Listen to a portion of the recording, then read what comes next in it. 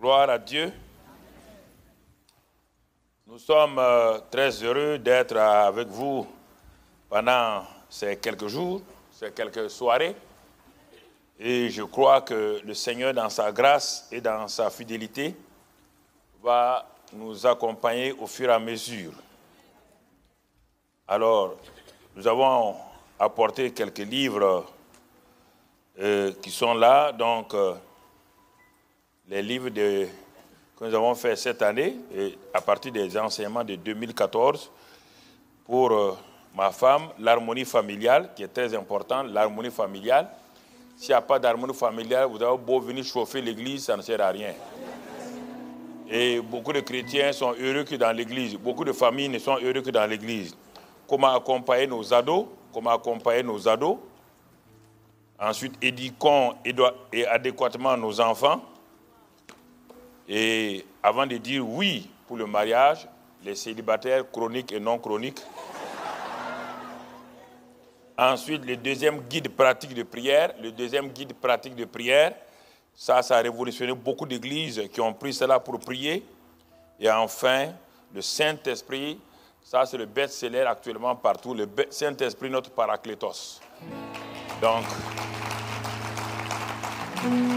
ce sont les livres qu'elle a écrits depuis ses expériences avec le Saint-Esprit depuis des années. Donc, les enseignements de l'année écoulée ont été traduits en livres. Chaque mois, j'ai un thème, la vie abondante en Christ. Ça, c'est la faveur divine. Bon, ça, c'est un vieux livre, le réveil du premier amour. Ça aussi, en Christ, toutes choses sont devenues nouvelles. Réussir et régner dans le royaume des cieux, les réalités de la nouvelle création. Donc, vous trouverez sûrement à partir de demain tous ces livres-là, donc dans le comptoir, afin que vous puissiez les avoir. Aussi, je sais que plusieurs d'entre vous suivent YouTube, enseigne-moi.com et puis directement notre site. Et cette année, avec le pasteur Yvan, que je salue, actuellement, il doit être en communication avec nous, je voudrais le bénir, le saluer de tout mon cœur pour cette...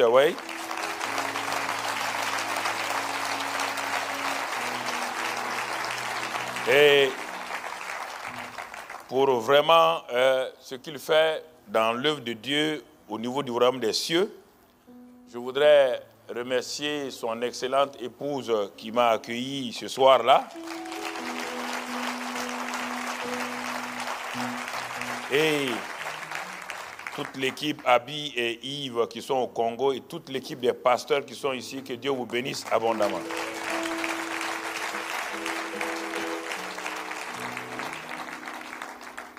Et donc, mon épouse et moi, nous sommes très contents de venir tout le temps à la maison à Paris.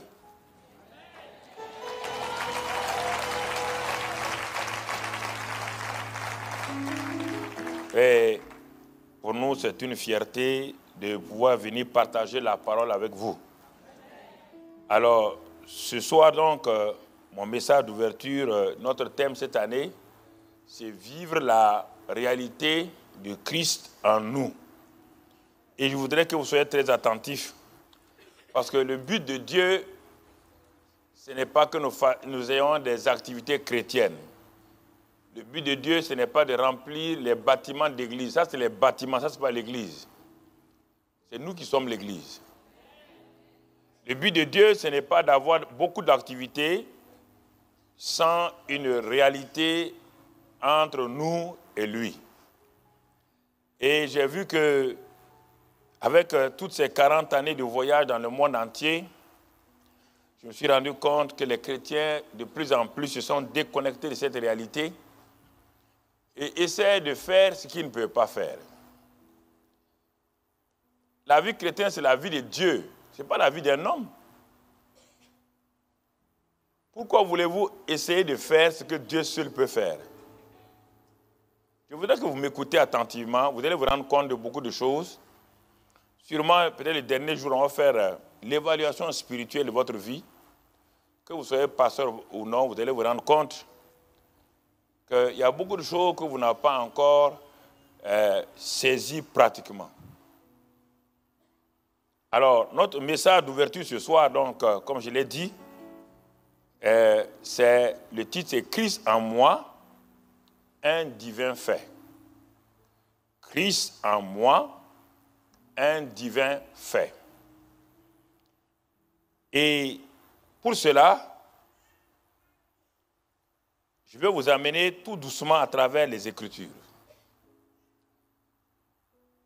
Parce que ce que je vois, beaucoup de gens souffrent. Beaucoup de gens sont dans la dépression. Un chrétien ne doit jamais être dépressif, jamais. C'est anormal qu'un chrétien soit dépressif. Anormal. Vous pouvez me dire ce que vous voulez, mais c'est anormal. C'est anormal.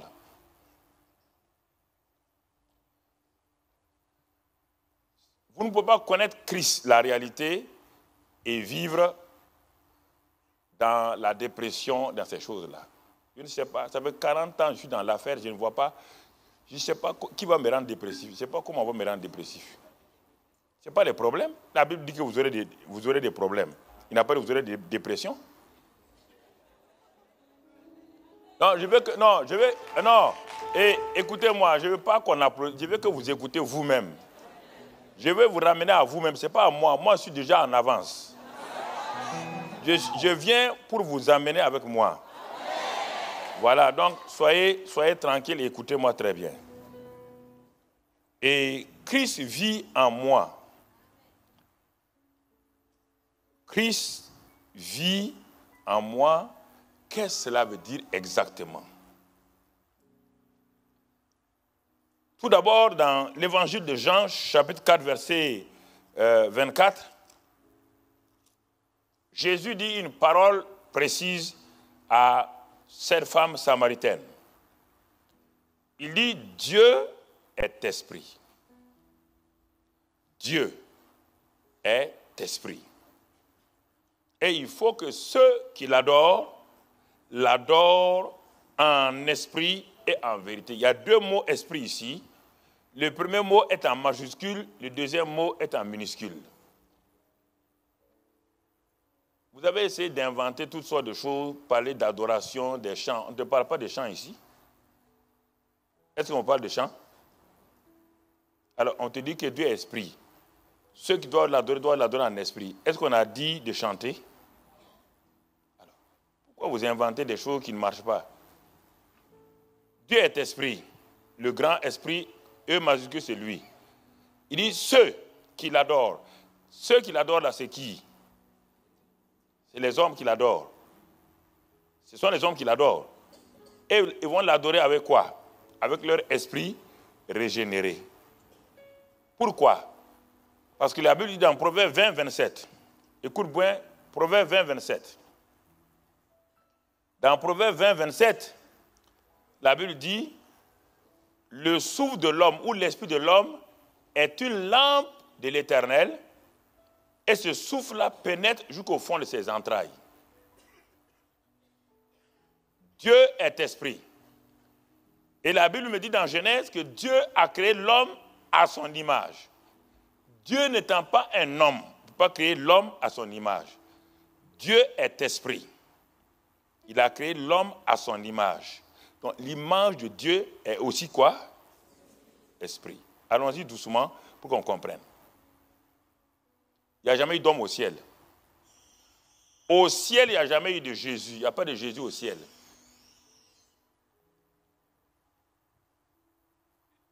Il n'y a jamais eu de Jésus au ciel. Montrez-moi où est-ce que vous avez vu Jésus au ciel. La Bible dit que Jésus était dans le sein du Père. Il est sorti du sein du... Pour devenir un homme sur la terre, il est sorti d'où? Il était à la droite. Vous avez été trop moulé dans des pensées et je vais vous démolir pour vous reconstruire.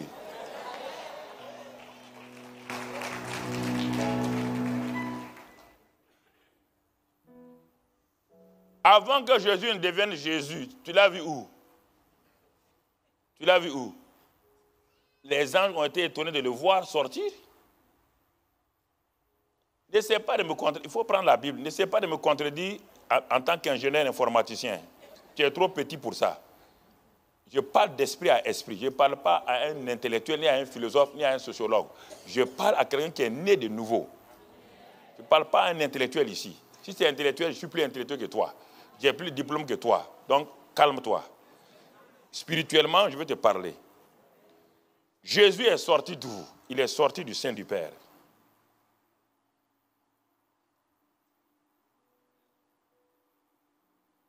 Il n'a pas été créé. Il vient du sein du Père. Il a été manifesté en chair, ce qu'on appelle l'incarnation. Et depuis ça, tout homme suit le même schéma. Tout homme qui doit venir sur la terre est d'abord esprit au ciel. C'est pourquoi Psaume 139 dit, avant que je ne sois même dans le ventre de ma mère, tu me connaissais. Il a dit à Jérémie, avant même que je sois conçu, tu me... Alors, il était où? Dans l'éternité avec Dieu. Alors, Dieu est esprit. Il crée un homme, ça c'est dans Genèse 1, esprit.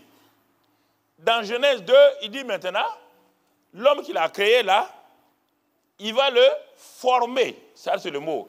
Créer précède former. Former, ça veut dire morphos. Il va lui donner une morphologie. Pour lui donner une morphologie dans Genèse 2, qu'est-ce qu'il fait? Il prend la poussière, cet homme qui a été déjà créé, il va lui donner une enveloppe qu'on appelle le morphos. Il va lui donner une enveloppe. Dès qu'il lui donne une enveloppe, Dieu en même temps souffle en lui. Les trois éléments sont là. La relation entre l'esprit et donc l'esprit de Dieu qui a donné fait de l'homme un être vivant, un être vivifiant. C'est pourquoi dès qu'Adam a péché, il n'est pas mort physiquement. Il est mort spirituellement, séparé avec Dieu. Dieu est parti. La partie divine est partie. C'est pourquoi quand Adam était avec Dieu, il ne priait pas, il ne jeûnait pas. Il faut bien comprendre. Le plan originel, Dieu ne s'est pas trompé. Le plan originel de Dieu, l'homme ne doit pas prier, il n'a pas besoin de Bible, puisque dans la Nouvelle Jérusalem, il n'y aura pas de Bible, il n'y aura pas d'église, il n'y aura rien, il n'y aura pas de pasteur. Qu'est-ce que vous allez faire alors? Il n'y aura pas de pasteur. Ce que Dieu a commencé, il l'achève toujours. Nous sommes dans la période intermédiaire. Pourquoi dans cette période intermédiaire? Parce que l'homme a chuté.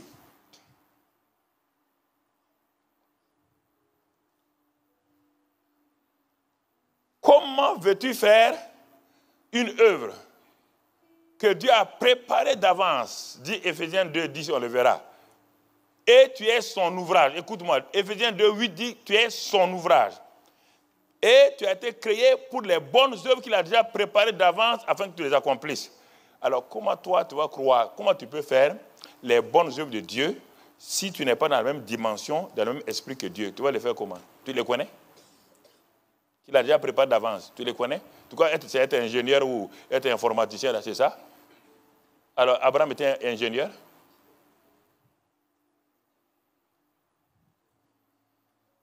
La vie chrétienne a été maltraitée, mise de côté, à telle manière que quand je regarde, vraiment les gens, j'ai pitié. Parce qu'ils croient vivre la vie chrétienne, ils vivent les activités de l'Église.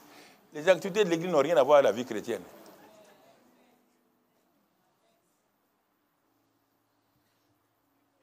Alors, Colossiens 1 va nous apprendre quelque chose. Colossiens 1, un homme qui est arrivé dernier sur la scène spirituelle, pas la scène religieuse, la scène spirituelle, il a pris l'Ancien Testament, il est allé en Arabie. Il n'est pas allé voir Pierre, il n'est pas allé voir personne, non. Dès la maison où Ananias est parti lui imposer les mains, il a été rempli du Saint-Esprit. Quelque temps plus tard, il a eu pour mentor Barnabas. Mais après, il s'est séparé de Barnabas. 3 ans dans le désert d'Arabie. Uniquement avec l'Ancien Testament, le Saint-Esprit en lui. Ça lui suffit largement. Il sort de là, il dit quelque chose ici, dans Colossiens 1, verset 26. Il nous dit ceci. Et le mystère caché de tout temps. Et dans tous les âges, vous entendez? Dans l'âge d'Abraham, dans l'âge de Noé, dans l'âge d'Enoch, dans l'âge d'Ésaïe, de David, d'Élisée. Il dit le mystère caché de tout temps et dans tous les âges, mais révélé maintenant à ses saints. Chaque parole de la Bible est lourde. Il faut bien faire attention. Caché à tous les âges, sans exception. Révélé maintenant à ses saints. Il dit à qui, aux saints à qui Dieu a voulu faire connaître quel est ce mystère à une richesse maintenant. Quelle est la glorieuse richesse de ce mystère parmi les païens? Il ne parle pas des juifs, il parle de nous, les païens. Savoir Christ en vous, l'espérance de la gloire. Pas Christ au milieu de vous, Christ en vous. Ce que Dieu cherchait depuis longtemps, que Dieu vienne habiter encore dans l'homme. Pourquoi Dieu vient habiter dans l'homme? Alors, on va le voir ce soir. Tu vas comprendre que tu es à côté de la plaque. C'est pourquoi ta vie chrétienne a des problèmes. Christ en vous, l'espérance de la gloire. Christ en moi, c'est un fait divin. Ce n'est pas une affaire humaine. Ce n'est pas une affaire religieuse, mon frère. C'est une révélation. Quand le même Paul qui a eu cette révélation, il écrit à l'église de Corinthe. Quand il écrit à l'église de Corinthe, il dit d'abord 1 Corinthiens 1, regardez quelque chose, il faut que vous compreniez. 1 Corinthiens 1, il leur dit ceci, 1 Corinthiens 1 d'abord, il leur dit, verset 4. Je rends à mon Dieu de continuelle action de grâce à votre sujet, pour la grâce qui vous a été accordée en Jésus-Christ. Car en lui, Christ, vous avez été comblés. Écoutez bien, il dit aux Corinthiens, vous avez été comblés de toutes les richesses qui concernent la parole et la connaissance. Vous avez été comblés, déjà comblés. Les Corinthiens sont comblés dans la richesse concernant la parole et la connaissance. Ce n'est pas fini. Troisième chose, le témoin de Christ ayant été solidement établi parmi vous. Témoin de Christ. Et de sorte qu'il ne vous manque aucun don. Il ne vous manque aucun don, Corinthiens. Il ne vous manque aucun don. Dans l'attente où vous êtes de la manifestation de notre Seigneur Jésus-Christ. Prenez cette église-là. Il a les dons spirituels. Il a la parole, la connaissance. Tout leur a été donné. Paul leur a donné tout ça. Regardez maintenant 1 Corinthiens 3. Regardons 1 Corinthiens 3. 16. Qu'est-ce qu'il dit là-bas? Ne savez-vous pas, à partir de 1 Corinthiens 3, 16 là, jusqu'à 6, il y a au moins 7, 8 fois le mot ne savez-vous pas. Le fait qu'ils ont tous les dons, le fait qu'ils ont la parole qui est prêchée, la connaissance, les voilà ignorants d'un fait, le fait divin. Et la plupart d'entre vous, vous êtes dans ça. Sans me tromper, je vous regarde.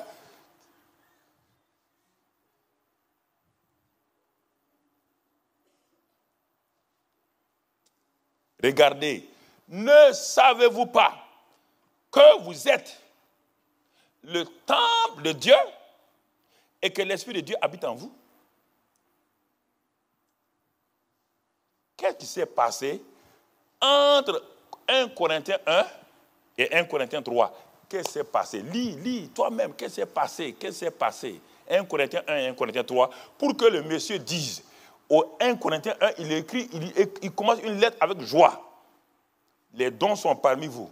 La parole vous a été prêchée.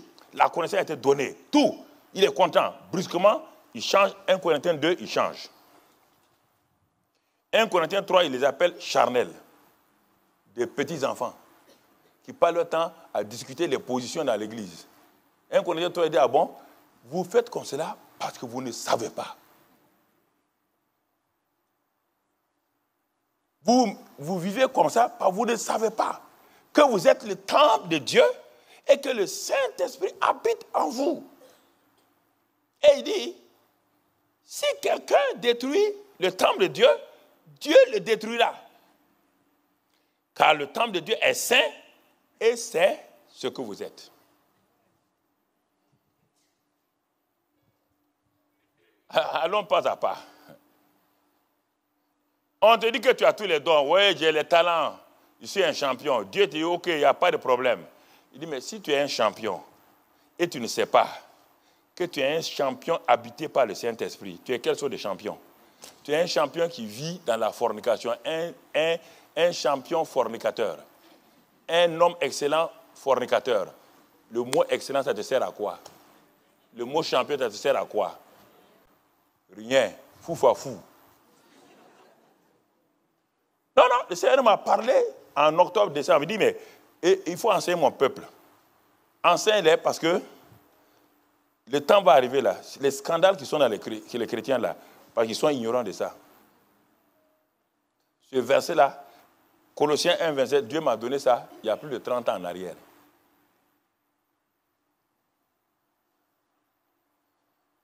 Il dit, si vous saviez que vous êtes le temple de Dieu, il n'y a pas quelqu'un qui allait oser prendre la femme de son propre père pour en faire sa femme. Si vous saviez que le Saint-Esprit habite en vous, vous allez arrêter la jalousie, parce que Dieu n'est pas jaloux. Dieu n'est pas diffamateur. Si vous saviez ça, que Dieu, le Dieu qui est en haut là, son Saint-Esprit habite en vous. Habite. Ce que vous faites là, vous n'allez pas le faire. Vous n'allez même pas oser le faire.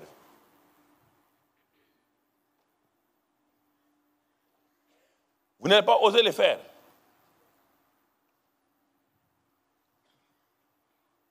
Dans 1 Corinthiens 6, écoutez-moi, je vais vous amener la parole, je ne vais pas vous amener autre chose. Il ne faut pas dire que c'est l'Europe, l'Afrique. Hein.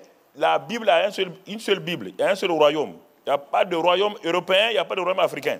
Il y a un seul royaume. Et je vous le dis, je le prêche partout, donc ne vous en faites pas. 1 Corinthiens 6 maintenant. Il continue. Là-bas encore, verset 19. Il dit, ne savez-vous pas?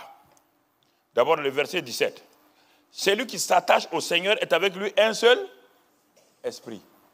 Celui qui s'attache, celui qui devient chrétien, parce que Dieu est esprit. Tu deviens chrétien, ton esprit est né de nouveau. Tu es devenu une nouvelle création. Tu es un seul esprit avec qui? Le Saint-Esprit. Tu es un seul esprit avec le Saint-Esprit. 1. Maintenant, il te dit, verset 19. Ne savez-vous pas que votre corps est le temple du Saint-Esprit qui est en vous? Le Saint-Esprit est où? Il est en vous, que vous avez reçu de qui? De Dieu le Père. Et que vous ne vous appartenez point à vous-même. On va écouter là. Vous ne vous appartenez point à? Car vous avez été racheté à un? Glorifiez donc Dieu dans votre corps et dans votre esprit qui appartiennent à Dieu. Arrêtons-nous là. Je vais faire un premier test avant de continuer. Voici une maison, une villa qu'on vend quelque part. Un propriétaire riche est venu acheter la villa. Vous étiez locataire. Dès le moment où le propriétaire a acheté la villa, il vous dit, monsieur, j'ai compassion de vous, vous ne savez pas où loger. Je vous laisse dans ma maison comme locataire. Vous pouvez faire ce que vous voulez là-dedans. Hein? Vous pouvez creuser un trou dans la maison. Vous pouvez salir la maison comme vous voulez.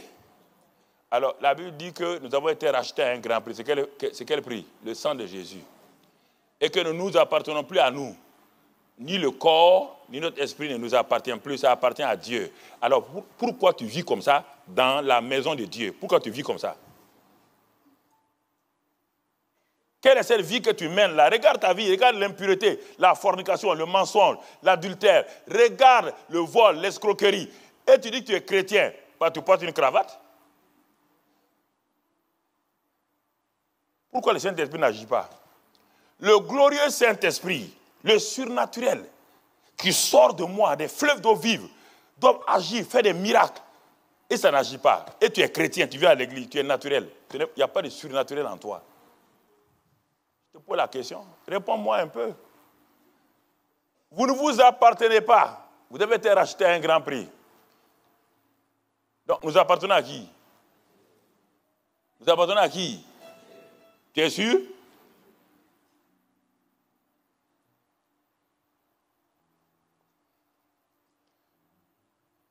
Tu es locataire dans beaucoup de maisons. Tu fais n'importe quoi là-dedans. Là où tu loges, là, tu fais n'importe quoi. Même déjà le locataire d'en bas, là, il se plaint, la police vient t'arrêter, oui ou non?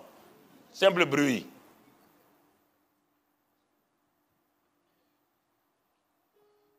La Bible dit que nous avons été rachetés à un grand prix, le sang de Jésus.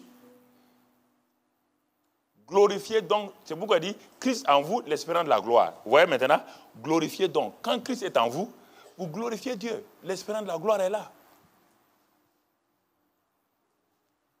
Glorifiez donc Dieu dans votre corps et votre esprit qui appartiennent à Dieu, qui appartiennent à Dieu.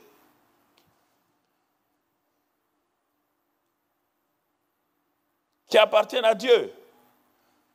Romains 8, verset 16. Je vais poser les fondements ce soir, afin que demain, après-demain, on aille de la... Romains 8, si tu veux vivre le surnaturel, ça c'est l'année de notre accomplissement. Surnaturel. Si tu veux vivre le surnaturel, si tu refuses d'appliquer ça là, tu seras un chrétien misérable toute ta vie. Tu n'as qu'à dire je suis excellent, tu n'as qu'à dire quoi. Tu seras un hypocrite parce que Satan n'a pas peur de toi, ni les démons. Ça ne les intéresse pas. Ils n'ont pas peur de toi. Romains 8, verset 16. Qu'est-ce qu'il est écrit? Il est écrit, l'Esprit lui-même rend témoignage à notre esprit que nous sommes enfants de Dieu. Ça, c'est le premier élément. Que nous sommes quoi? Des technons, des enfants de Dieu, l'Esprit. Alors, quand je suis né de nouveau, le Saint-Esprit qui vient me faire naître de nouveau là, la première chose qu'il fait, il rend témoignage à mon esprit, non pas à mon âme ni à mon corps, parce qu'il vient habiter dans mon esprit. Puisque le Saint-Esprit étant esprit, il n'habite nulle part que dans mon esprit. Pas dans mon ventre, non, dans mon esprit. Et il rend témoignage à mon esprit que je suis enfant de Dieu. Je suis né de nouveau. Ça, c'est la première chose qu'il fait. Je peux te poser la question. À quel jour, à quel moment, tu as eu le témoin intérieur du Saint-Esprit que tu es enfant de Dieu? Si ce n'est pas le pasteur qui a dit, à quel moment toi tu as eu le témoin intérieur par le Saint-Esprit à ton esprit que tu es enfant de Dieu? Sinon, pourquoi tu vis comme ça? À quel moment? Je ne te dis pas que tu n'es pas venu à l'église, tu n'as pas levé la main. Tu as levé la main. Je te pose la question. À quel moment le Saint-Esprit qui t'a fait enfant de Dieu là a témoigné à ton esprit régénéré, recréé que tu es un enfant de Dieu? Dis-moi ton expérience un peu, je veux savoir.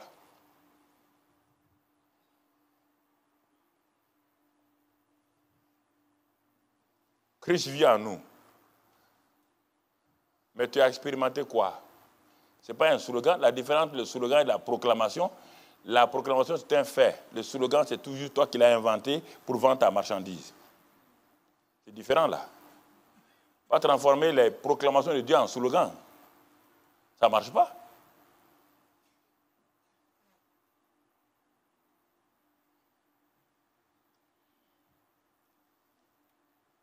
Le même Paul continue, il nous convainc.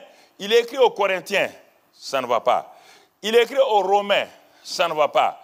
Il écrit maintenant aux Galates, même chose. Le fondement de toute la vie chrétienne, c'est que Paul nous dit. Il écrit aux Galates maintenant, Galates 2. Ce n'est pas des slogans, c'est des faits qu'il nous dit. Des faits. Galates 2, 20. Et qu'est-ce qu'il nous dit? Voilà ce qu'il me dit. Il dit, j'ai été crucifié avec Christ. Alors que, lorsque Jésus était crucifié, Paul n'était pas là-bas. Paul n'a connu Jésus que 30 ans plus tard, quand il est parti. Il n'a jamais vu Jésus physiquement, il n'a jamais salué. Réfléchis là, il dit, j'ai été crucifié. Réfléchis. De quoi il s'agit? On parle de révélation ici. On parle de révélation. Voici un homme qui n'a jamais salué Jésus, qui ne l'a jamais vu, qui ne le connaît même pas. Comment peut-il dire j'ai été crucifié avec Christ? Si ce n'est pas la révélation. La Bible dit la révélation de tes paroles est claire, elle donne l'intelligence au simple. Il dit j'ai été crucifié avec Christ, et si je vis, ce n'est plus moi qui vis, c'est Christ qui vit en moi. Il écrit aux Éphésiens, il écrit aux Colossiens, il écrit aux Corinthiens, il écrit aux Romains, il écrit aux Galates. Le même sujet revient chaque fois que la vie chrétienne, c'est ça. Ce n'est plus moi qui vis, c'est Christ qui vit en moi.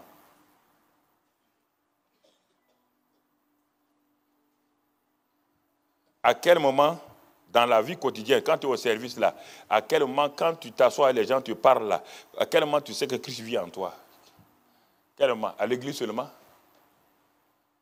Regarde ce que tu fais en ville là. Christ vit en toi avec ce que tu fais en ville là. Sois honnête. Ce que vous dites là, les paroles au hasard là, ce que vous dites là, c'est qui Christ qui dit ça? Je pose la question. Christ qui dit ça, Christ Jésus là, qui est en vous, qui parle comme vous parlez, qui agit comme vous agissez, Christ Jésus.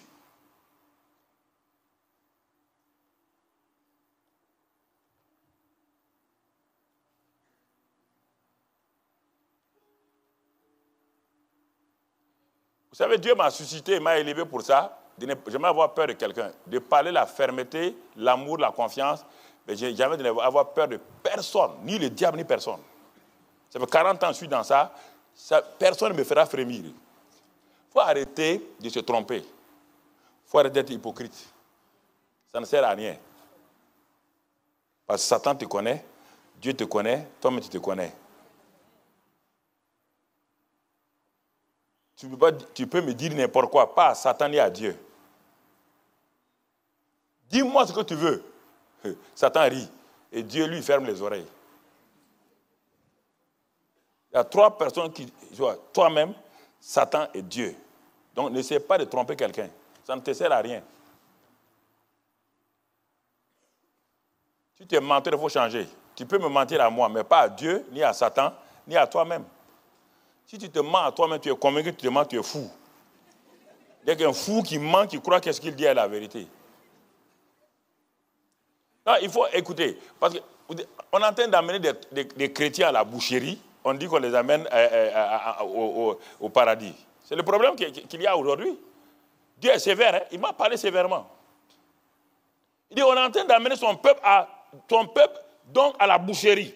Et tout le monde est en train de crier, faire des... Il dit mais ils sont en train de tromper mon peuple. Il dit regarde les premiers chrétiens, montre-moi ce que les premiers chrétiens ont fait, ce que vous faites là. Leur vie personnelle, je ne parle pas de leur environnement. L'environnement est moderne, mais la vie chrétienne ne se modernise pas.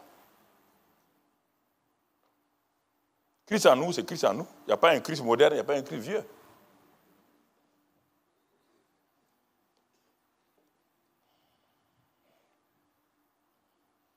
Il dit quand Christ vient en nous, il vient avec quoi? Il dit la vie divine, la vie qui est en vous là, ce n'est pas votre vie. C'est la vie de Christ qui vient, la vie de Christ. Il dit Christ, ce n'est pas Jésus. Jésus, le Saint-Esprit vivait en Jésus. Mais quand Jésus est monté, il est devenu Christ et Seigneur. Et maintenant, il a envoyé le Saint-Esprit pour que toi, tu sois sauvé. Et il dit, mais Paul dit aux Galates, Galates 5, 22, il dit, si Christ, là où il y a Christ, regardons, là où il y a Christ.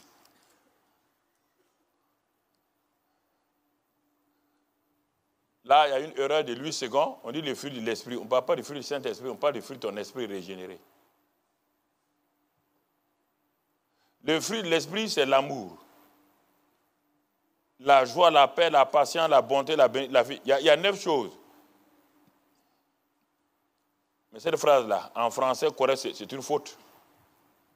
Il y a 9 éléments. Si vous arrivez à en dicter, vous dites que un tel, c'est ça. Vous citez 9 choses et vous mettez au pluriel, le maître va souligner, c'est une faute grammaticale. Ici, il y a 9 choses, pourtant on dit 1. Pourquoi? Va dans Romains 5.5. Romains 5.5 pour compléter Galates 5. La Bible explique la Bible. La Bible explique la Bible. Romains 5.5, qu'est-ce qu'elle dit? Or, l'espérance ne trompe point parce que l'amour de Dieu est répandu dans nos cœurs par le Saint-Esprit. Donc, l'amour de Dieu est répandu dans nos cœurs par le Saint-Esprit. Galates 5, 22. On a dit que le fruit de l'esprit, c'est l'amour, la joie, la paix. Et pourtant, on n'a pas dit que le Saint-Esprit a répandu en nous la joie, la paix. Il a répandu en nous l'amour. Donc, la joie, la paix sont sortis d'où? De l'amour. Si tu ne crois pas, troisième test, troisième épreuve, allons dans 1 Corinthiens. 1 Corinthiens. Allons dans 1 Corinthiens 13. Tu vas trouver les éléments de Galates 5, là, tu vas les trouver tous dans 1 Corinthiens. 1 Corinthiens. 1 Corinthiens. 13, non, à partir du verset 4. Verset 4. Verset 4. Et bon, lui, c'est quoi, a mis là-bas la charité, mais c'est l'amour. L'amour est quoi? Patient. Dans Galates 5, 22, quand on dit le fruit de l'esprit, c'est l'amour, quoi? On a mis la patience, non? Oui ou non? Mais on dit, arrêtez, c'est l'amour qui est quoi? L'amour ensuite est plein de quoi? Alors, regarde bien, l'amour ne fait pas quoi? N'envie point. L'amour ne se vante point, ne s'en veut point. Lis, prends 1 Corinthiens 4, 8 et 13, 4, 8. Galates 5, 22. Prends les éléments, tu les mets ensemble, tu verras, c'est de l'amour seulement.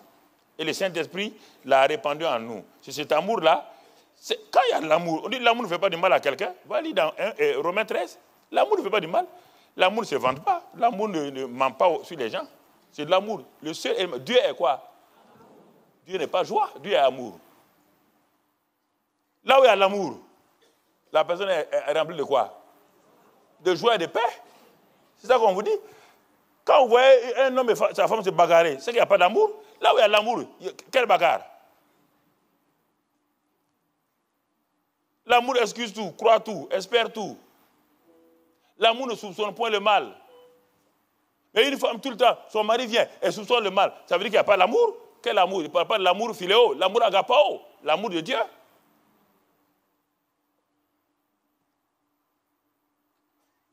Bon, en m'arrêtant ici, en faisant une première évaluation, là, regarde ta vie.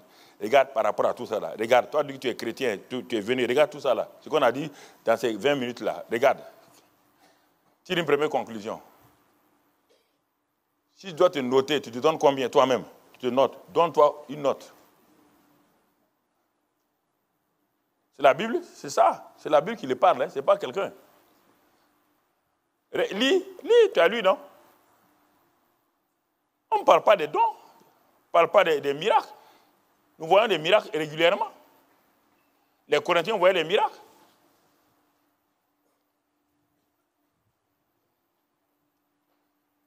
Parfois, quand je viens en Europe, pourquoi je n'exerce pas souvent la puissante l'onction de Dieu? Si vous vous levez, si moi je commence à souffler sur vous ici, demandez-leur. Vous allez tous à terre ici. Les démons vont sortir ici de ces femmes assises bien nettes là. Des démons vont sortir de tous les côtés. Mais je vois des démons partout. Ce n'est pas de l'amusement. Je suis allé en Martinique, je suis allé en Guadeloupe, je suis allé à chose. Tout un stade. J'ai dit, venez, ils sont venus. Quand j'ai parlé seulement, les pitons là sortaient comme ça, les Martiniquais étaient dépassés.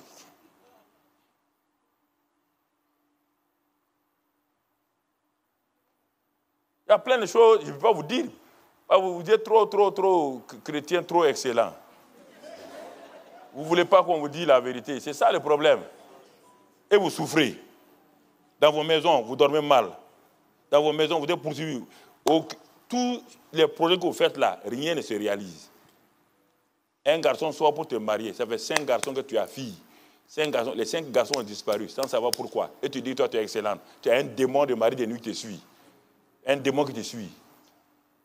Tu dis, tu es chrétienne. Tu es la victoire. C'est quel chrétien victoire?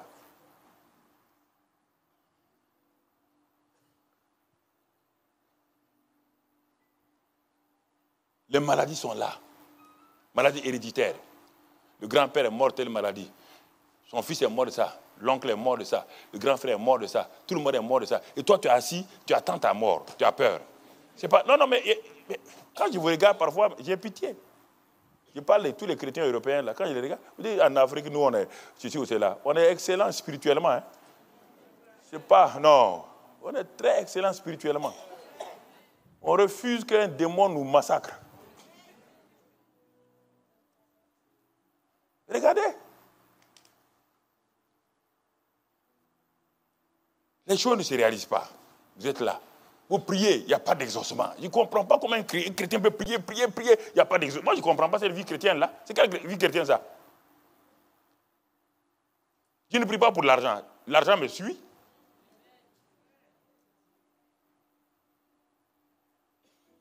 Parce que j'ai compris que Christ vit en moi. Christ est venu vivre en moi. Il vit. Christ vit en moi. Ce n'est pas de l'amusement. Ce n'est pas une image. Ce n'est plus moi qui vis, c'est Christ qui vit en moi, dit la Bible. Je me suis assis, j'ai dit, j'accepte cette parole-là. C'est toi qui vis en moi, tu vis en moi. Je n'ai pas besoin de comprendre, j'accepte ce fait. Demain, tu vas voir après-demain, la direction divine, c'est quoi? C'est ça. Quand Dieu te parle, tout le temps, il faut que quelqu'un te prie pour toi. Dieu ne te parle jamais. Christ est venu faire quoi chez toi? Tu as un site touristique?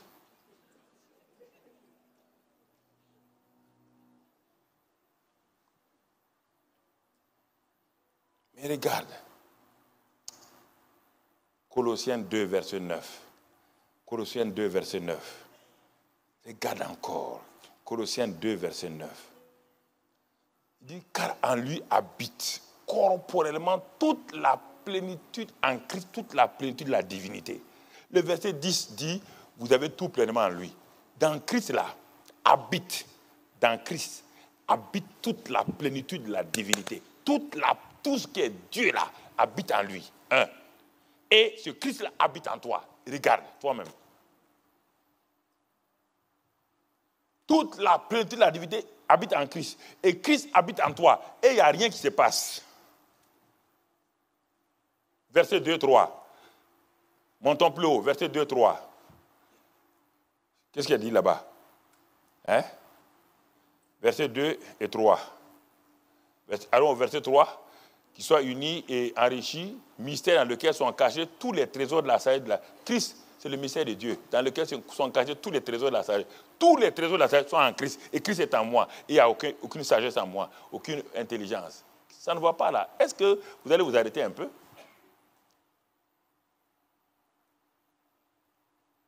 Tous les trésors de la sagesse, de la science, de la connaissance sont en Christ. Et Christ est en moi. Et moi, je n'opère pas.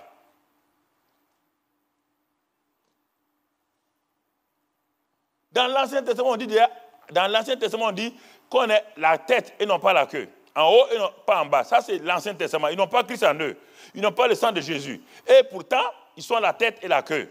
On ne peut rien, on ne peut pas les maudire. Ça, c'est l'Ancien Testament avec le sang des boucs et des taureaux. Nous, dans le Nouveau Testament. Alors, si l'Ancien Testament avec le sang des boucs et des taureaux, ils ne sont pas nés de nouveau, ils n'ont pas le Saint-Esprit en eux. Aucun membre de l'Ancien Testament n'avait le Saint-Esprit. Il n'y avait que 3 catégories de gens qui avaient le Saint-Esprit. Les prophètes, les sacrificateurs et les rois. Le peuple n'a pas le Saint-Esprit. On dit à ce peuple sans Saint-Esprit, sans être né de nouveau, qui sont la tête et non la queue. Et toi, tu as le Saint-Esprit qui vit en toi. Et tu es la tête, tu es la queue. Quelque chose ne va pas. Est-ce que vous avez compris le christianisme? Vous l'avez compris?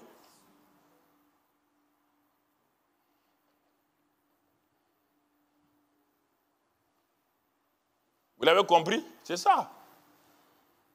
Quelque chose ne va pas.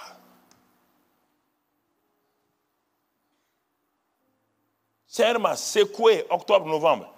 Il dit l'année 2015. N'aie pas peur, hein, parce que mon peuple souffre trop.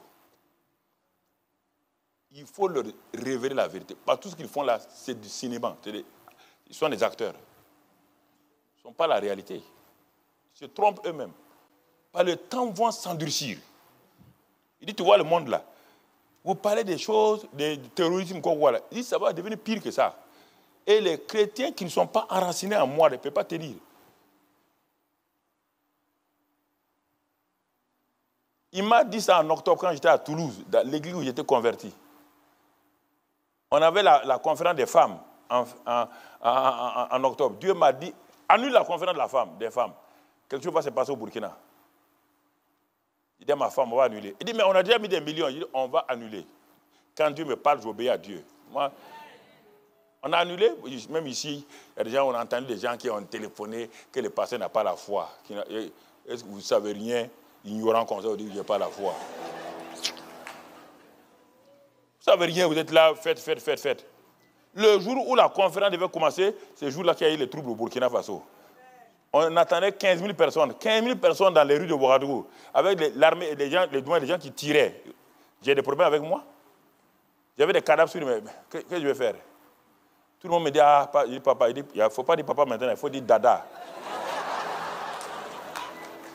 Vous n'écoutez pas la voix de Dieu, chacun parle au hasard. Moi, j'écoute Dieu. J'écoute Dieu. Je vous préviens, hein, c'est enregistré. Si vous vous amusez à ce message-là, dans 1 an, 2 ans, vous allez voir ce qui va se passer en Europe.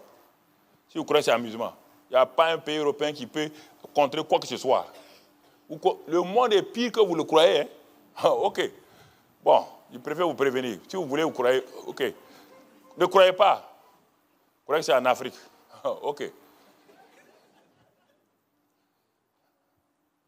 Je ferme la parenthèse. Je préfère ne pas vous faire peur. Parce que vous êtes tellement peureux que vous dites quelque chose seulement, vous croyez que c'est amusement. C'est pourquoi Dieu m'a parlé depuis octobre. Il m'a dit, ne joue pas à mon peuple. Sinon, tu seras responsable de ce qui va leur arriver.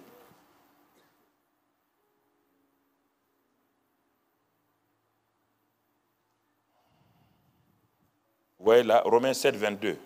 Romains 7, 22. Romains 7, 22. Regardons ce qu'il dit ici. Romains 7, 22, il nous parle. Il dit, car je prends plaisir à la loi de Dieu selon l'homme intérieur. Donc, Christ en nous là, c'est l'homme intérieur. On parle de l'homme intérieur. Alors que nous sommes habitués à travers l'homme extérieur. La Bible dit que l'homme extérieur, chaque jour, se détruit, mais l'homme intérieur est renouvelé. Nous avons fait le contraire. Nous prenons soin trop de l'homme extérieur. La nourriture, tout, l'homme extérieur. On dit que celui-ci là, que tu veux ou pas, ça se détruit de jour en jour. Mais si ton homme intérieur n'est pas fort là, ça ne sert à rien. L'homme intérieur de Samson était un nain. Son homme extérieur était un géant. C'est pourquoi Dalila l'a vaincu. Quel est ton homme intérieur? Ton homme intérieur, c'est quoi? C'est ton esprit intérieur. Qu'est-ce que tu lui donnes comme nourriture? Un cantique dit, quelle est ta nourriture? La parole de Dieu est ma nourriture. La parole de Dieu. Qui est ton conducteur?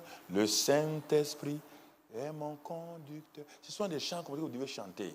Écoutez, je ne critique pas vos chants qui viennent d'Amérique et quoi. Des chants, je ne critique pas les chants. Il le fera, il fera, il fera. Ce n'est pas biblique. Je ne vois rien. Il ne fera rien. Il ne fera rien. Il va faire quoi? Depuis longtemps, vous chantez ça, il a fait quoi pour vous? Dieu a fini, il a tout fait. Il a tout fait. Jésus a tout fait. Le roi des rois. Il a tout fait. Il fera, il fera, il fera. Il fera quoi? Dans quelle Bible vous avez vu ça? Dans quelle Bible? Il a déjà fini tout. Quand Jésus a créé, il a dit, il a tout quoi? Alors prenez ce qu'il a accompli. Il va faire quoi? Il va faire quoi?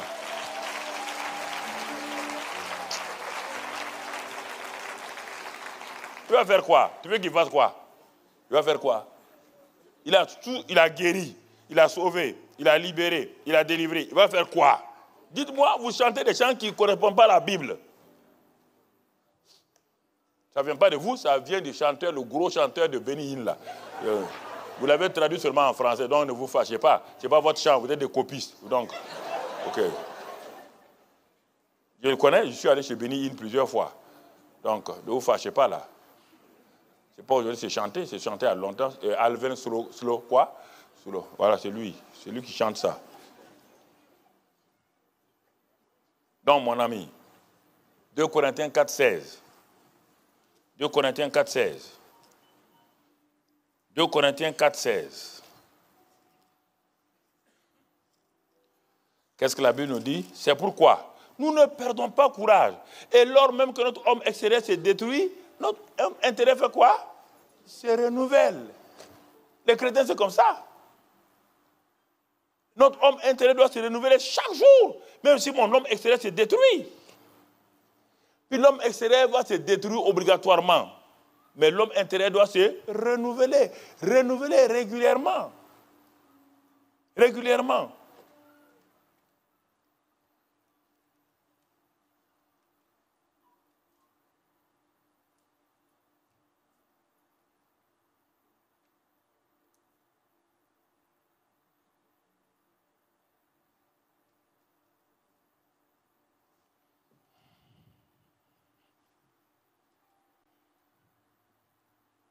« 2 Corinthiens 5, 8, verset 7.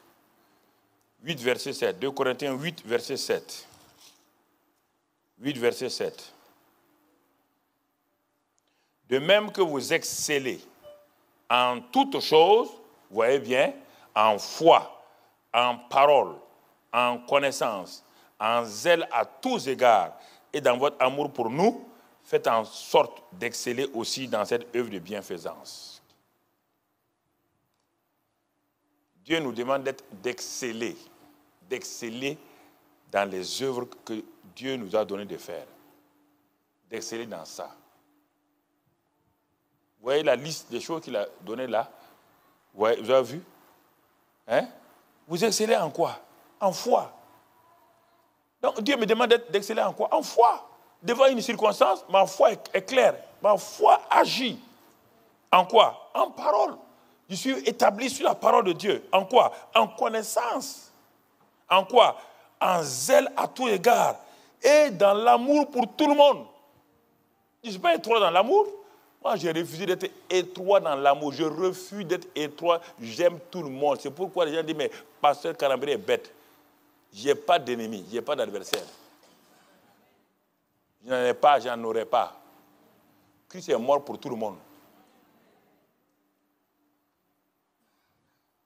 Il est mort pour tout le monde. Dieu me demande d'exceller dans ça. Pas autre chose. Dieu me demande et Dieu te demande d'exceller dans ça. Pas autre chose.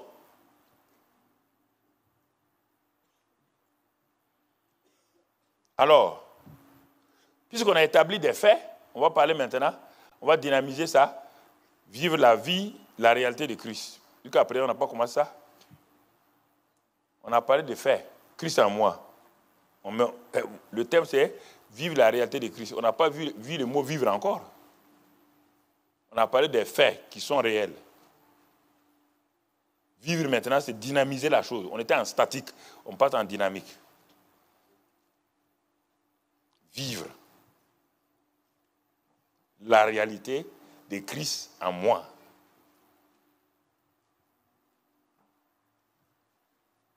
Je sais que Dieu habite en moi. Oui, je le sais. Je sais que Dieu habite en moi. Je le sais. Et mon frère, si tu le savais, ta vie n'allait pas être cool. On te dit de vivre la vie. On te dit de vivre. On ne te demande pas. Si tu ne sais pas, les Corinthiens savaient. Et du moins, ils avaient beaucoup de choses. Mais Paul leur dit, si vous saviez, vous n'allez pas vivre comme ça. La vie chrétienne, ce n'est pas ici. Ici, c'est un centre d'adoration, d'équipement, de transformation, de choses. C'est au dehors de la vie chrétienne, dans ton service. C'est là-bas, ce n'est pas ici. Hein. Ici, c'est facile d'être chrétien. Donc, tu vois mon frère, je sais que Dieu habite en moi. Je sais que je suis l'habitation de Dieu par le Saint-Esprit. C'est clair. Mais Dieu me dit quelque chose. Si tu veux vivre en Christ, si tu veux vivre là, première chose que tu dois faire, Romains chapitre 12, verset 1. Romains 12, verset 1. Ah, maintenant, ta part vient. Dieu a dit qu'il a tout fait. Il est en toi, le Saint-Esprit est en toi. Il dit maintenant ta part. Qu'est-ce que je dois faire?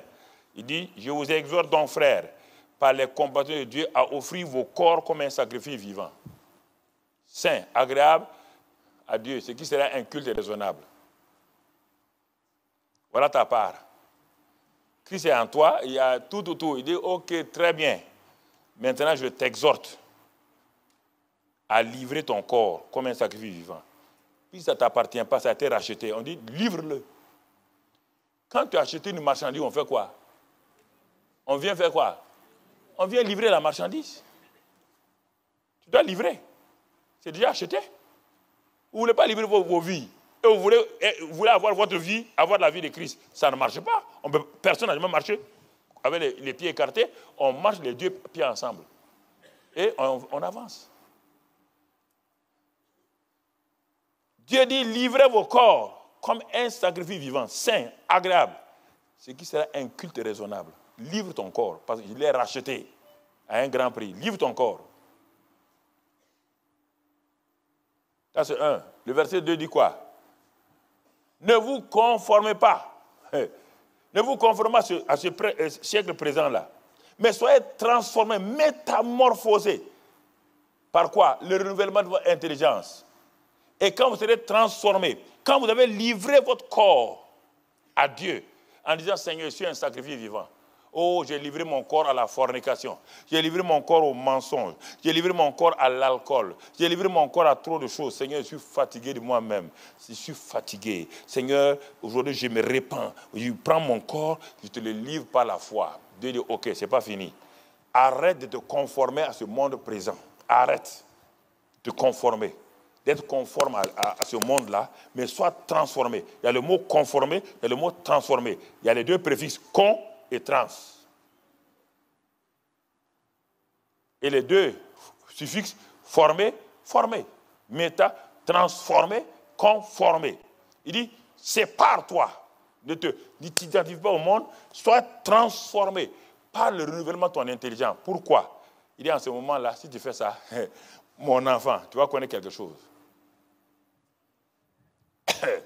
Tout ce que tu veux là, tu vas connaître. Qu'est-ce que tu veux?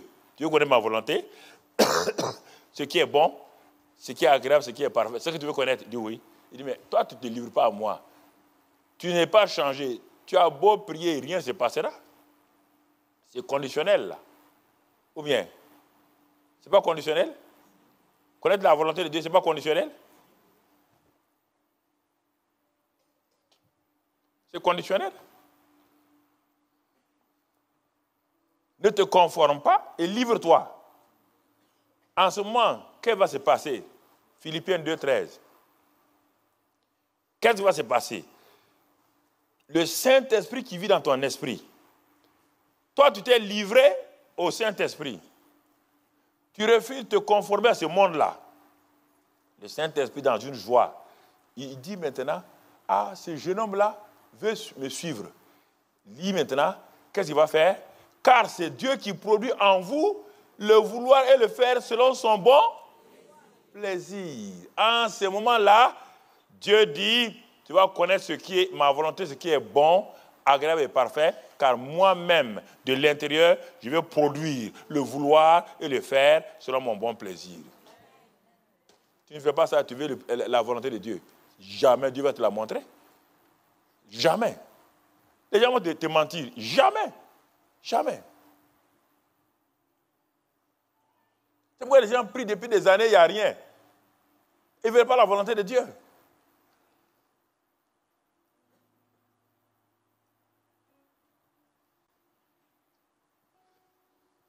Et écoute-moi, va sur Google, va sur YouTube, va sur toutes les choses là. Si tu entends un message comme ça dans le monde là, viens, je démissionne. Non, non, ce n'est pas amusement, ce n'est pas l'orgueil, c'est pas... Va, si tu trouves, je démissionne. Dieu m'a secoué, il m'a dit, parle à mon peuple, il trompe. Tous les grands rassemblements que tu vois, les églises de 20 000, 30 000 personnes là, ils se remplissent d'escrocs. Remplis des choses qui ne marchent pas. Les pasteurs, ils me trompent. Vous tous là, vous êtes des choses. Moi, je vous parle de la part de Dieu. Aucun pasteur n'a le courage de dire ça parce qu'il veut perdre son église. Mais ce pasteur-là, devant son peuple, au ciel, quand Dieu va lui dire, je ne te connais pas, arrière de moi, il va pleurer. Il va pleurer, mord son doigt, mais Dieu dit, je ne te connais pas. Tu as amené mon peuple dans l'enfer. Tu les rejoins là-bas. Tu n'as jamais appris à mon peuple à vivre comme il doit vivre. Il faut être courageux, hein? Pas autre chose, courageux. Il faut être courageux. Il faut être courageux.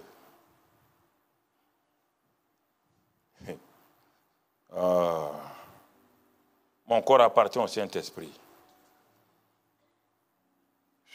Tout appartient. Je vais faire une petite analogie pour que tu comprennes. Vous tous ici, vous êtes déjà rentrés dans l'avion. Une simple analogie. Si vous comprenez ça et vous ne voulez pas comprendre mon message là, c'est que vous faites volontairement, vous voulez désobéir. Quand vous allez à Air France, vous voulez voyager pour aller à New York. Vous allez à Air France de votre quartier.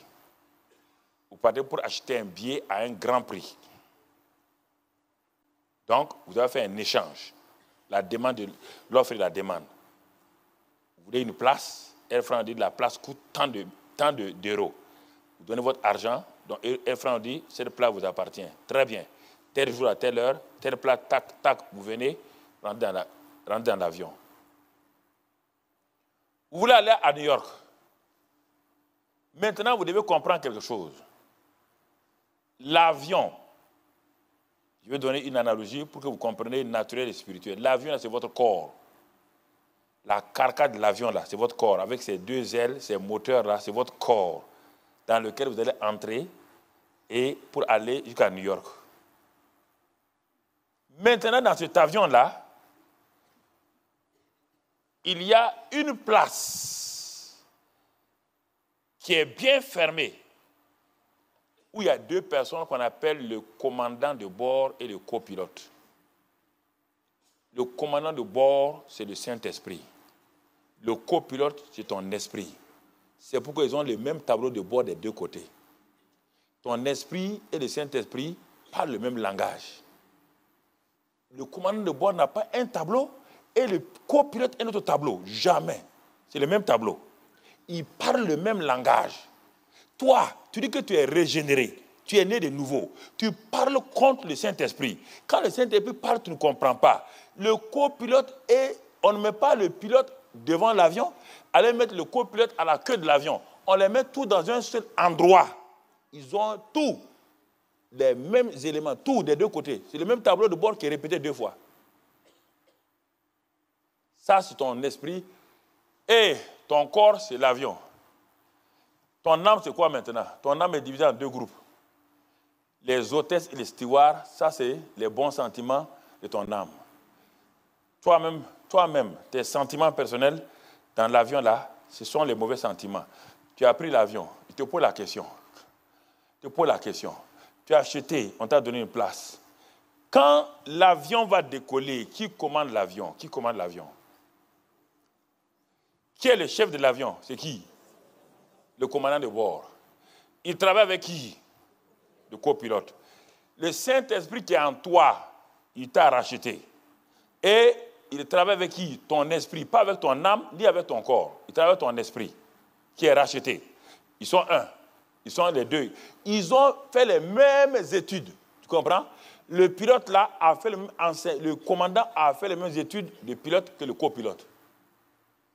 Même formation.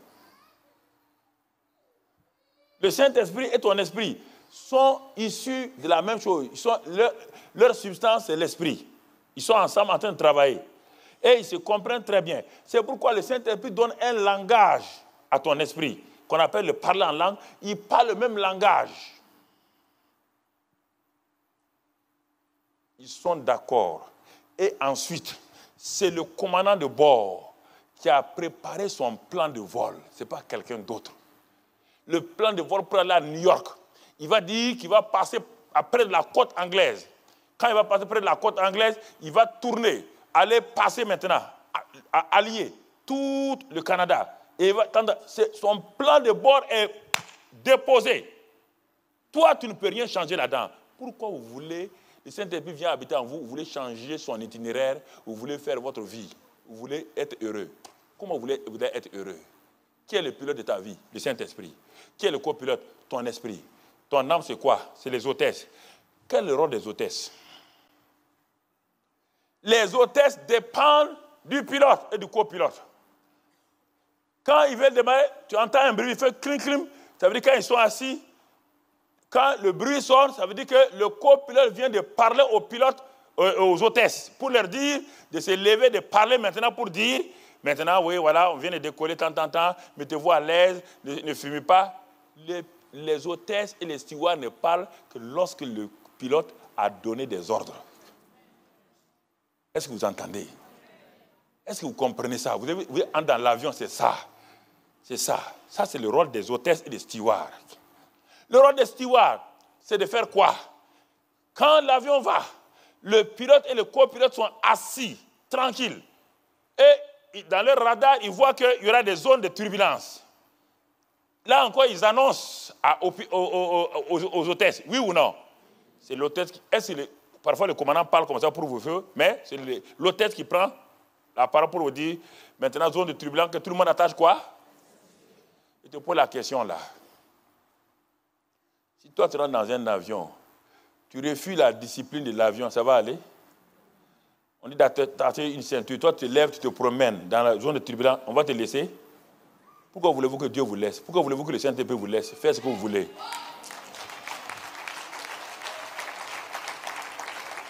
Non, écoutez-moi très bien. Pourquoi voulez-vous que le Saint-Esprit vous laisse faire ce que vous voulez? Il vous a déjà racheté. Il doit vous amener où? Est-ce que tu peux, en plein voyage là, au-dessus de l'océan, tu peux aller dire à l'hôtesse, je vais descendre? Je vous pose la question, tu peux descendre? Le voyage avec Dieu là, tu peux descendre? Si tu descends, tu es la mort pour toi. Il faut que vous preniez au sérieux. Hein? C'est une affaire de vie éternelle, ce n'est pas une affaire de...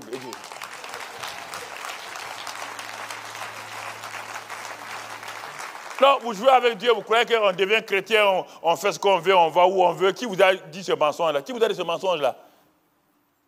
Qui vous a dit ça? Vous pouvez descendre dans un avion? Vous pouvez faire ce que vous voulez? Rien. Tu es acheté. Tu es attaché. On te donne une ceinture, tu t'attaches. Un point, c'est tout. Et tu obéis. On te nourrit, on te donne de l'eau, on te donne tout. Mais tu es dans l'avion, tu ne peux pas bouger. Tu ne peux pas aller à la porte de l'avion, ouvrir l'avion. Impossible. Quand l'avion passe par une zone de turbulence, malgré les turbulences là, si tu rentres dans là où le pilote et le copilote sont, ils n'ont pas peur, ils sont en train de causer ensemble, oui ou non? Parce qu'ils contrôlent l'avion. Les pilotes et le copilote n'ont jamais peur. Ils savent qu'une zone de turbulence, c'est normal.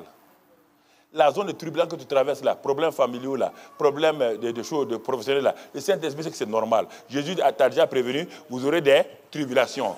Il passe avec toi.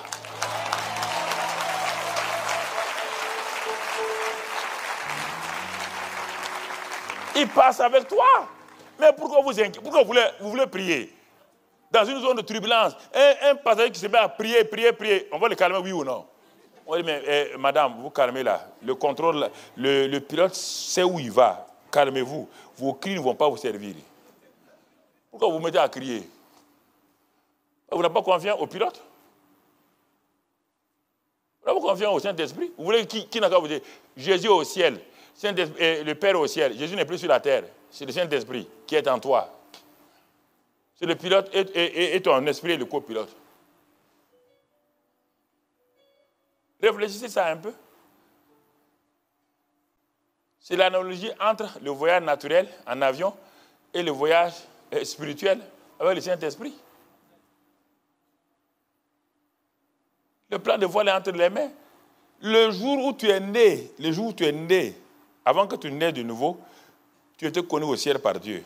Quand Dieu a dit, je vais mettre cet homme-là au monde, je vais l'envoyer sur la terre, le Saint-Esprit était là-bas. Ça a été fait avant même que Jésus vienne sur la terre. Le Saint-Esprit a entendu, Jésus a entendu. C'est pourquoi dans Ephésiens 2:10 là, il dit que les œuvres qu'il a préparées pour toi là, il les connaît. Le Saint-Esprit a pris ça, il est venu vivre en toi. Son but est d'accomplir ce que le Père a décidé de faire de toi, de la terre jusqu'au ciel. C'est son rôle. Mais toi, tu refuses. Tu dis non, je vais aller ici, je vais aller là. Il dit ok, moi je suis venu en toi pour te conduire. Romains 8:14. Si tu ne crois pas, allons. Romains 8:14. Le Saint-Esprit témoigne que nous sommes enfants de Dieu. Romains 8:16. Romains 8:14. Tous ceux qui sont conduits par l'Esprit de Dieu sont quoi? Est-ce qu'on a dit tout le monde est fils de Dieu? On a dit que tous les chrétiens sont fils de Dieu? Est-ce qu'on a dit tous les pasteurs sont fils de Dieu? Ce sont ceux qui sont guidés, qui sont fils de Dieu, qui sont les ouyos. Pas tout le monde, hein? Quand tu deviens enfant de Dieu, tu es technon. Ça, c'est le verset 16. Si on disait plus bas, verset 16. Le Saint-Esprit témoigne à notre esprit que nous sommes enfants de Dieu, enfants de Dieu. Mais le verset 16 nous dit que ce sont ceux qui sont conduits par l'Esprit qui sont fils de Dieu. Donc tu peux être enfant toute ta vie sans être fils. Par les fils sont conduits par le Saint-Esprit. Le Saint-Esprit le révèle. Et écoute-moi, il est dit quand le Saint-Esprit viendra, il vous dira toute la vérité. Il vous rappellera tout ce qu'il a dit. Il témoignera de moi. Il convaincra de péché. Il vous conduira dans toute la vérité. Il prendra ce qui est à moi et va le donner. Il va me montrer les choses à venir. Il va me glorifier. 8 choses. Le Saint-Esprit, son nom, Paraclétos, il y a 8 éléments. Avocat, aide, consolateur, tout ça, il est en toi. Et toi, tu n'es pas conduit. Tu es conduit par qui? Ta vie est un échec. Ta vie familiale est échec. Ton mari et toi, vous ne vous entendez pas. Tu ne comprends pas comment le Saint-Esprit peut être dans un homme et sa femme et ils veulent divorcer. Je ne comprends pas ça. Je ne comprends pas ça. Je ne peux pas comprendre ça.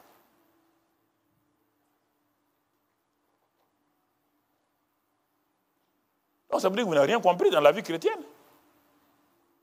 Saint-Esprit en toi. Tu vas le voler. Tu voles quoi? Saint-Esprit qui va conduire quelqu'un pour aller voler. Aller voler. Ça, tu ne comprends pas. La vie chrétienne, je la comprends. Qu'est-ce que vous voulez chez Dieu? Vous croyez que Dieu est un vendeur de choses et vous êtes dans une boutique, vous achetez ce que vous voulez, vous partez? Non. Il vous a racheté, vous lui appartenez. Il vous a racheté, vous lui appartenez. Si vous savez comment Dieu agit, il y a beaucoup de choses que vous allez, frère, vous allez laisser, vous allez abandonner. Un missionnaire est arrivé en Afrique il y a longtemps, pendant les années 14-15. Il est venu en Afrique, dans la partie équatoriale. Et il voulait simplement aller dans un autre village. Il n'y avait pas de route, il n'y avait pas de sentier, il n'y a rien. Le chef du village a dit aux missionnaires là, nous avons un guide, nous avons un conducteur. Il va vous conduire. Le missionnaire a dit, OK.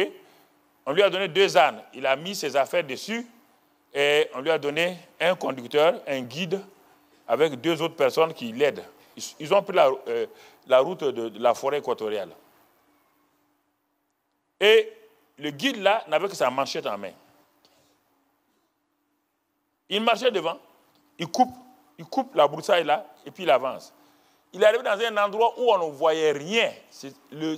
On ne voyait pas le soleil tellement la forêt équatoriale était tellement dense. Ensemble, on n'a pas l'exploité. C'était dense. Le missionnaire a eu peur. Il a dit au monsieur là, on s'est trompé. Le guide dit, regardez-moi bien. Regardez-moi. Il n'y a pas de chemin ici. C'est moi votre chemin. C'est moi votre conducteur. C'est moi votre guide.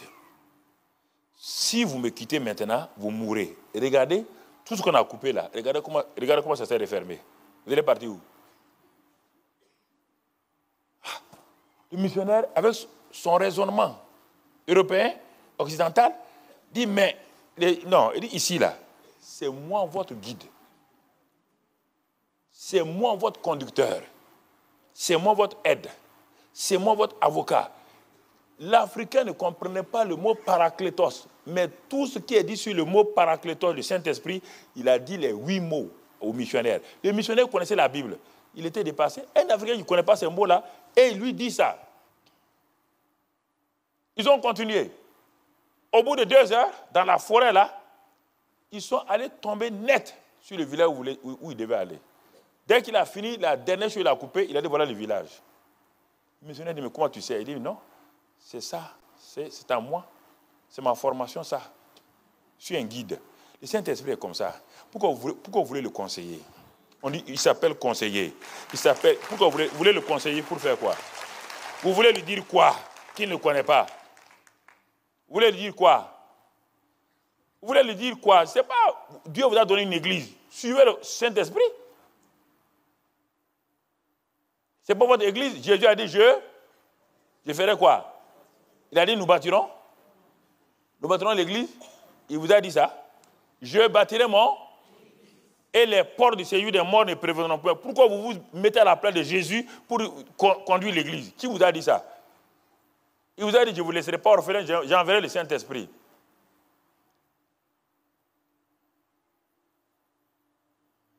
Il est venu vivre en toi, dans ta famille, pour ça.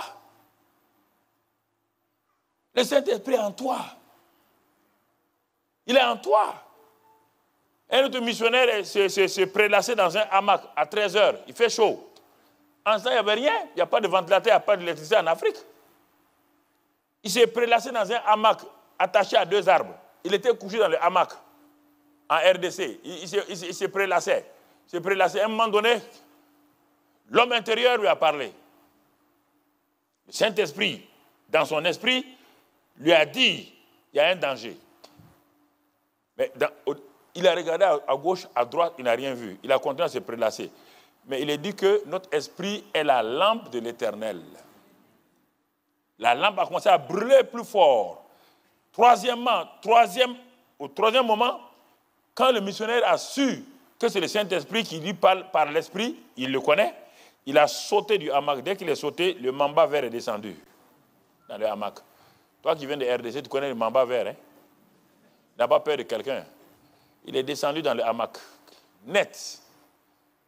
Le missionnaire a remis la tête. S'il était resté une seconde, c'était fini pour lui. C'est un serpent très dangereux. Quand il crache, c'est fini pour toi. D'abord, il attaque, il crache. Combien de fois le Saint-Esprit t'a conduit? Si tu t'assois, tu n'as même pas su que c'est lui. Tu dis c'est la chance. J'ai eu la chance aujourd'hui. C'est le Saint-Esprit qui t'appelle chance. Misérable. Grand Saint-Esprit qui t'a fait éviter un accident parce qu'il a mis un ange là. Toi, tu dis, j'ai eu la chance quand j'étais sur l'avenue, le circulaire, il y a tant. Saint-Esprit t'a dit, ou lui dit Saint-Esprit, tu dis c'est quelqu'un. Tu lui parles comme ça, pronom impersonnel. Combien de fois il vous a sauvé? Il habite en vous. Un monsieur voulait sortir un matin. Il a ouvert sa porte. Il voulait mettre le pied droit. Non? La voix intérieure dit, ne sors pas ton pied. Il dit, non, mais il y a quoi? J'ai fermé la porte hier, il y a quoi? 2 fois, 3 fois, il a fermé la porte, il est passé par le garage. Il est retourné derrière, il est venu trouver un cobra qui était prêt à le mordre. Ça, c'est le Saint-Esprit.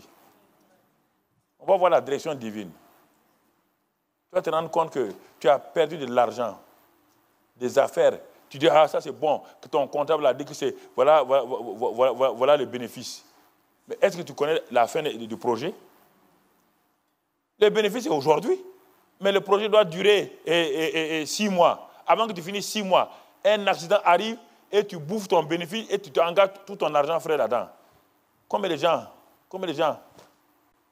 vous mariez, comme vous dites, ce garçon est bien, il est tant. Tu sais, il lui reste combien de temps à vivre? Le Saint-Esprit te parle, il te résiste. Le Saint-Esprit résiste toujours par le feu vert, le feu rouge. Et ensuite, il le fait quand je vois la direction divine demain ou après-demain. Vous avez entrepris plein de choses qui ont échoué parce que vous n'avez pas voulu écouter le Saint-Esprit. Tout le temps, vous êtes en train d'écouter les gens, des experts. Quel expert? Il y a un expert plus que le Saint-Esprit? Il y a un expert plus que le Saint-Esprit? Vous engagez dans des choses. Engagez dans des choses terribles. Que vous avez prié. Vous n'avez pas venu prier le Saint-Esprit, il est venu en vous, c'est votre conseiller. C'est votre conseiller matrimonial, c'est votre conseiller professionnel. Il connaît les affaires plus que toi. Il connaît tout plus que toi, mon ami. Il connaît ces choses-là.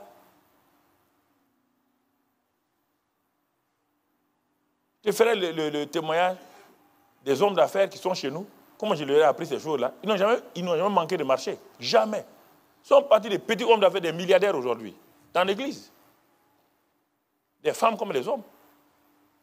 Si tu écoutes le témoignage de la maman, écoute-la. Parfois les anges viennent. Mais ce n'est pas de l'amusement. Je ne suis pas là pour vous mentir. À quoi ça me sert de vous mentir? Le grand Saint-Esprit, Dieu l'envoie. Il dit, il faut que je m'en aille. C'est avantageux que je m'en aille. Et je vais vous l'envoyer. Il vient vous le mépriser. Il vient vous le négliger. Vous continuez à aller à gauche, à droite. Vous voulez réussir comment? L'église, vous voulez réussir l'église comment?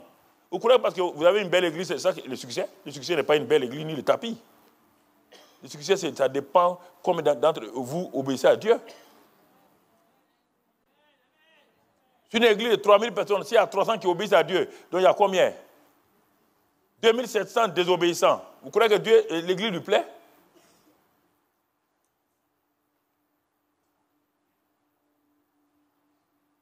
Je ne vous parlais même pas de surnaturel. Le surnaturel, c'est normal. Le surnaturel doit me suivre. La Bible dit, voici les miracles qui doivent suivre les gens. Vous voulez pleurer. Vous pleurez pourquoi? La Bible dit, voici les miracles qui accompagneront ceux qui ont cru. Il dit, les miracles accompagnent. On n'a pas dit d'aller gêner, prier. Les miracles doivent m'accompagner. Ils doivent m'accompagner.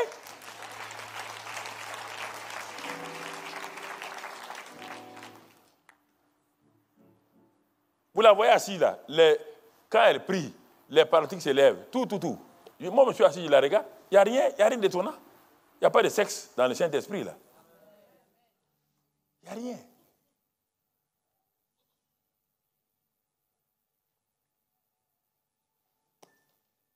Frères et sœurs,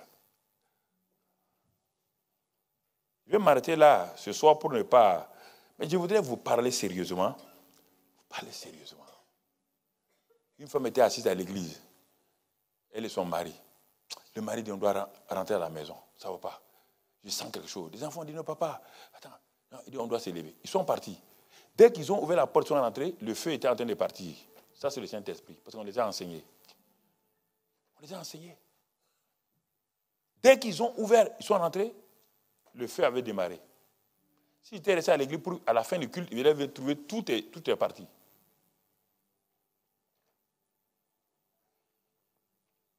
Le Saint-Esprit est venu habiter en vous. Il habite. Il habite en vous. Je ne vais pas vous retenir. Il habite en vous, frères et sœurs. Il habite. Tant que vous n'avez pas mouru, il ne part pas. Il est là. Il veut vous parler. Je vais prendre 3 ou 4 personnes, vous montrer comment il opère. C'est étonnant, c'est dommage que les gens ne sachent pas. Sans le Saint-Esprit aujourd'hui, il n'y a rien. Il n'y a pas d'église, il n'y a pas d'affaires, il n'y a pas de monde. C'est lui qui est là. S'il s'en va, c'est fini pour nous. Tout le monde entier est à terre. Vive la réalité de Christ. Vive la réalité. Romains 8, on dit quoi? Il dit que si le Saint-Esprit est en vous, l'esprit de vie, il donne la vie à vos corps mortels. Jésus est venu pour sauver l'âme. Mais même Jésus, là, quand tu le reçois comme sauveur de l'âme, tu dois le recevoir aussi comme le guérisseur de ton corps. Il a dit qu'il a pris tes péchés, il a pris tes maladies. Mais toi, tu prends seulement le pardon des péchés, tu laisses la guérison. Ça ne va pas. Le même jour, il a pris les péchés, les malédictions, la maladie, tout. Il a tout pris le même jour. Toi, tu t'en vas, comme dans un supermarché. Quelqu'un vient te payer tout. Il dit, il y a un paquet de sucre. Il t'a payé. Il y a 4 choses. Tu t'en vas et tu vas dans la boutique, dans le marché, tu prends une seule chose, tu t'en vas. Et tu veux prier maintenant pour les autres choses. Il dit, mais tu es un insensé. Tout est payé. Prends tout. Tout est payé. Tout est payé. Arnaud, tu peux venir là. Je vais demander 4 jeunes gens. Viens. Wena. 4 jeunes gens rapidement. C'est pour démontrer quelque chose. Quelqu'un qui a une autre couleur, voilà, 3, viens. Et un autre habit d'une autre couleur. Ça va être. Un autre jeune d'une autre couleur. Ils sont tous OK. Tu peux amener ta chaise là, ou bien. Amène une chaise, ou bien celle-là est trop lourde. Peut-être laisse. Voilà, viens là. Pose la chaise ici, s'il te plaît, face à. Bon, toi, tu vas jouer le père. Assois-toi. Viens là avec moi. Voilà. OK. Toi, tu vas jouer le fils.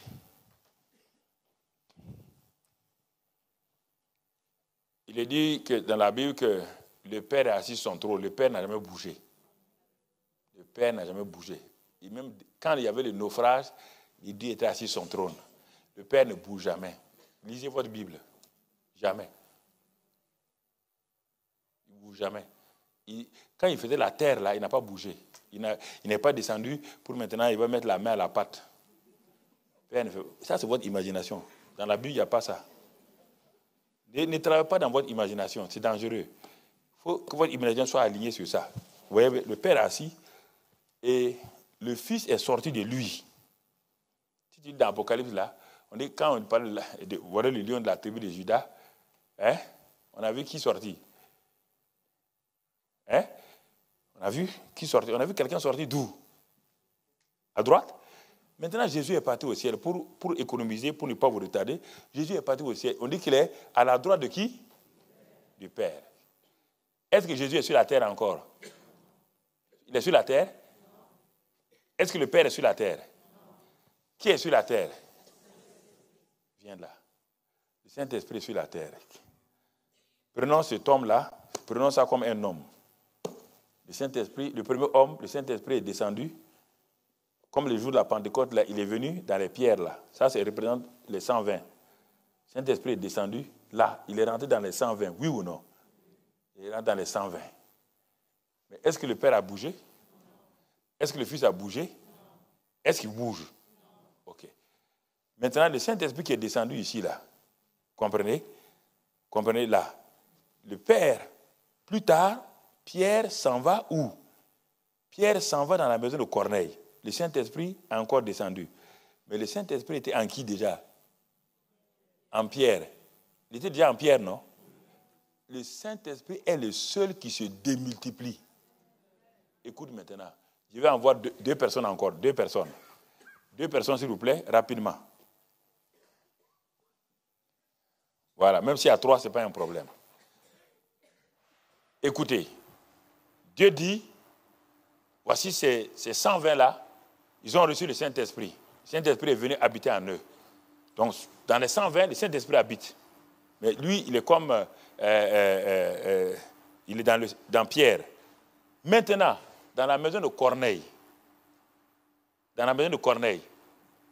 qui était un peu plus loin, ce n'était pas la même ville, ce n'était pas à Jérusalem, Dieu a envoyé le Saint-Esprit. Mais il a envoyé le même Saint-Esprit, ce n'est pas deux Saint-Esprits. Le Saint-Esprit est, mettez-vous tous là, alignez-vous là. Il est le seul qui se démultiplie. Est-ce que vous comprenez? Dans la maison de Corneille, du Saint-Esprit qui est là, l'original qui était là, le Saint-Esprit est sorti. Le même Saint-Esprit est sorti, est allé où? Dans la maison de Corneille. Ça a diminué le Saint-Esprit? Il est toujours le même, non? Il est toujours fort, non? Ok.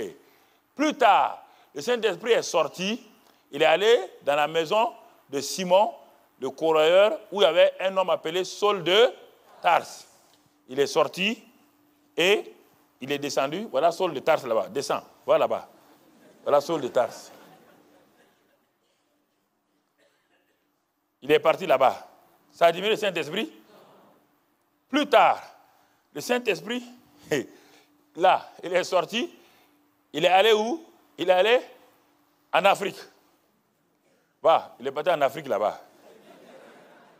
Le Saint-Esprit est sorti, il est parti en Amérique. Descends, va chez elle, en Amérique. Il y a 2 Saint-Esprits, il y a 3 Saint-Esprits. Même s'il y a 10 milliards d'hommes, le Saint-Esprit rentre dans l'air. Est-ce qu'il y a 10 milliards de Saint-Esprits? Il y a 10 milliards. Le Père, lui, reste toujours le Fils reste toujours les deux là ne descendent jamais. Ils ne vont plus jamais descendre. Il n'y a que lui qui fait le travail. Si toi tu refuses, lui là, tu vas faire quoi?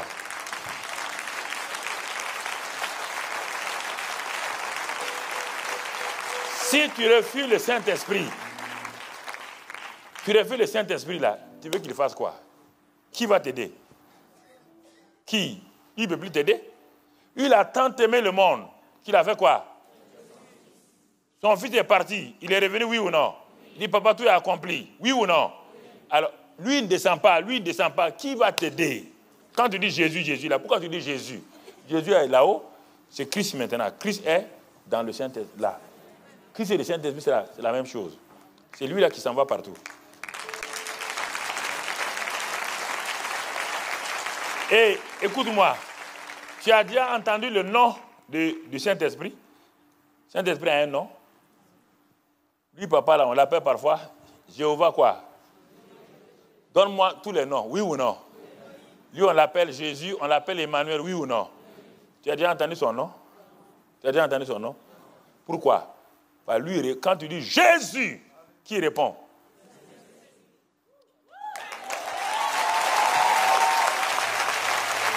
C'est lui.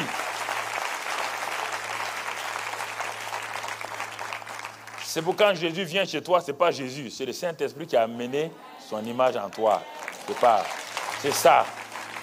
Alors, maintenant, écoute-moi.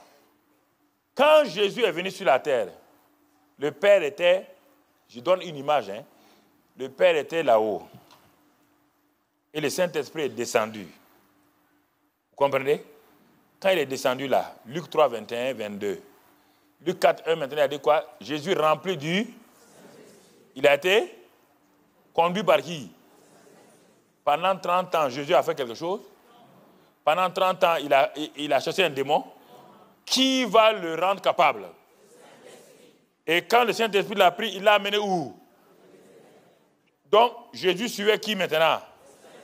Là où le Saint-Esprit va, Jésus va là-bas.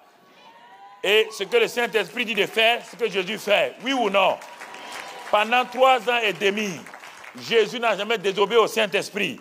Et toi, tu es chrétien. Toi, tu refuses d'obéir au Saint-Esprit. Tu vas réussir? Non. Il faut arrêter. Hein? Que Dieu vous aide ce soir-là. Que le Seigneur vous aide. Amen. On va prier. Lève-toi, on va prier. Dis avec moi ce soir, Seigneur, donne-moi de réaliser la réalité de Christ en moi. Jusqu'à présent, je n'ai vu qu'une simple image. Mais je réalise ce soir que le Saint-Esprit en personne est en moi, il vit en moi et il est prêt à me conduire.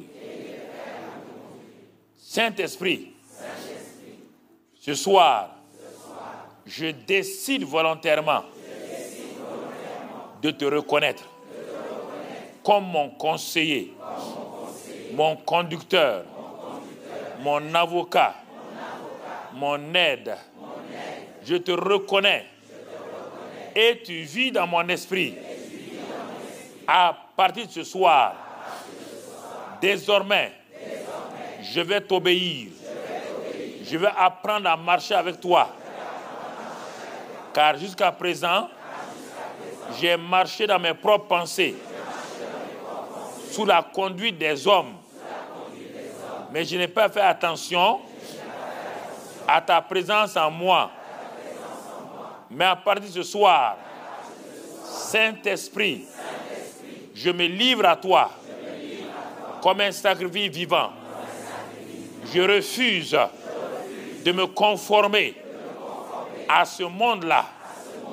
Maintenant, je vais être transformé par le renouvellement de mon intelligence, afin que toi-même, tu produises en moi le vouloir et le faire selon ton bon plaisir.